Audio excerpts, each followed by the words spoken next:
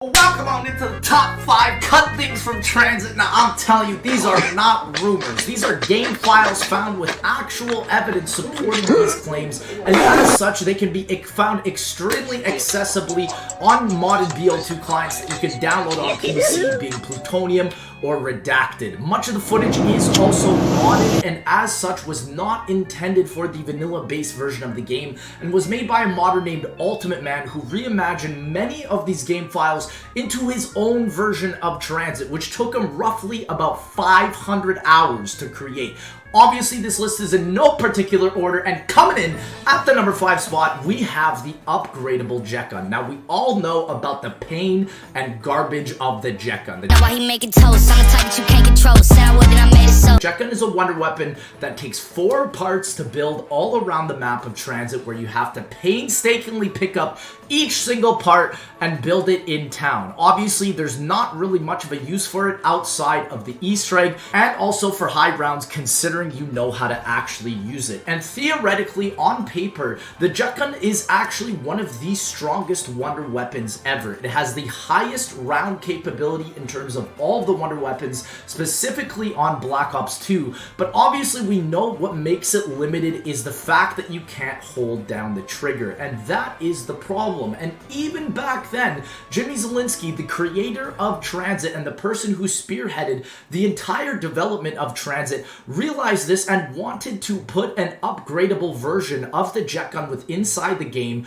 but it could not happen in time as TranZit was a rushed product and simply did not have enough time to do so. I could imagine there must have been a massive sort of upgrade process to this, and at the time, this was extremely rare because the only way to upgrade a wonder weapon at the time was simply putting it into the Pack-a-Punch. So TranZit could have been the very first map to actually add an upgradable wonder weapon quest within the map. Obviously, we know that this was then later on moved into Mob of the Dead with Jason Blundell spearheading that, but the idea also of the Jet Gun that was upgradable was essentially what we see with the Die Shockwave in Cold War. It could have sucked zombies up and then spit them out, similar to what we see with the Die. Coming into our number 4 spot, this was actually going to be a TranZit without all of the bad stuff. So no fog, no denizens, no lava, and also no turbine as a power resource. This TranZit was supposed to be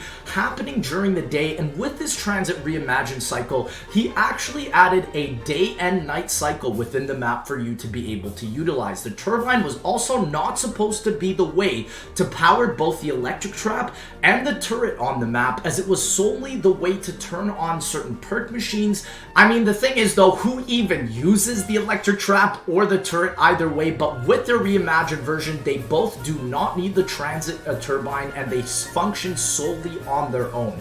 With the reimagined mod, they've also tripled the health caps of each of these buildables, and the usage of these buildables was applicable to the original TranZit solely through a glitch to be able to get to higher rounds. Back in the day, there was a way to make the turbine have an infinite amount of durability, meaning that it would forever power an electric trap or a turret, and a lot of people glitch outside of the map to use this to devise themselves to create high rounds. Coming into our number 3 spot, you know, denizens, the things that nobody likes on TranZit, these were actually not supposed to be on the map at all. They were a last-minute addition made by Jimmy Zielinski for players to not stand idly while they were in the foggy open areas of the map. We know that the fog was introduced to the map because of the hardware limitations, and as such, there needed to be a way for this to be remedied. But instead, the original idea was that the Hellhounds were supposed to be found within the map and actually be used as rounds to take out the bus. We do see Hellhounds in the actual game, in the custom game section, where you can either toggle them on or off specifically for maps such as town or farm, but unfortunately this was going to originally be the way to stop the bus, with Hellhounds attacking it. But in the original version of TranZit that we got, this was then later added to 2 different methods where you can either stop the bus that Ted drives with the EMP grenade, or you can stop the bus simply by getting the Avogadro. Now, coming into our number 2 spot, This is one of my favorite spots of this entire video because this truly showed the potential of what TranZit could have. The diner and the power station were originally planned as fully playable survival maps with a massive slew of modes also being cut from the development of the BO2 game, being Chase the Meat, where two teams would be against each other, divided off into sections similar to like dodgeball, and they would absolutely have to throw the meat at each other and fight it for essentially whoever would be the last one out. A lot of the details of these modes weren't really refined as they never really released to the mode of the Black Ops 2 Zombies game mode. As such, we only ever got Grief, which was a 4v4 mode, and also Turn, where you could turn into a zombie. Lastly, the other modes that were cut out were Race, which we know nothing about, No Man's Land, which we can guess would be similar to the version we see in Moon, where you start in the game and have absolutely nothing, but the zombies come right after you, and you have to either build yourself to be able to get a Mustang and Sally from the pack punch,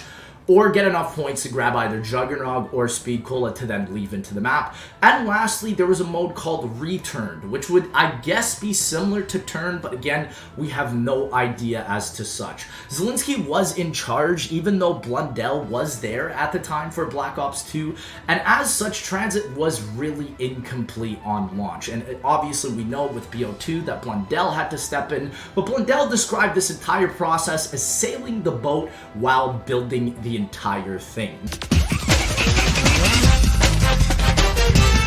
Now, coming in to our number one spot, the most impressive thing that was cut from TranZit that we all know about is Bus Route B, which I guess describes the whole Bus Route B theory that was implemented so long ago by people, but this was actually later realized in Black Ops 4 in Blackout, where instead of going through the diner where you drive down specifically, you can go to the right and actually go to the Nuketown Island, which is a little callback to this Bus Route B hidden theory. And obviously, once Blundell was at the helm of Zombies, he was able to decide exactly what the route of Bus Route B was for, and he made it essentially the way for people to understand how Marlton was introduced into the zombie storyline. It is unfortunate that Bus Route B will never be playable. Even within this TranZit Reimagined mod, it is not replayable, but I believe that Blundell honestly created one Zombies map to make up for the fact that TranZit was sort of a failure, and that map of Blundell's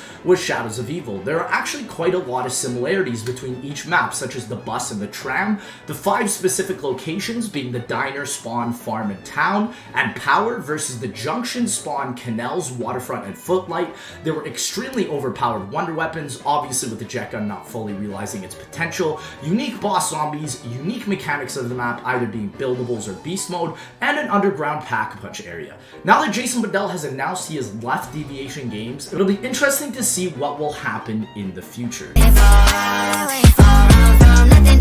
Thank you guys so much for watching. Don't forget to like, comment, and subscribe, and we'll see you in the next one.